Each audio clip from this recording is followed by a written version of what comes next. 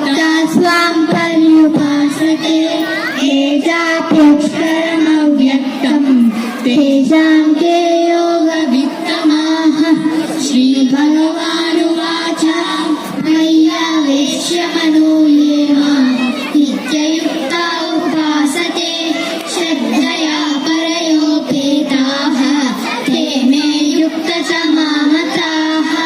ये त्वक्षरमयद्देशम् अव्यक्तं पर्युपासते सर्वत्र गमचिन्त्यं च कूटस्थमचलं ध्रुवं सन्नियम्येन्द्रियग्रामं सर्वत्र समबुद्धयः ते प्राप्नुवन्ति मामेव सर्वभूतहिते रताः।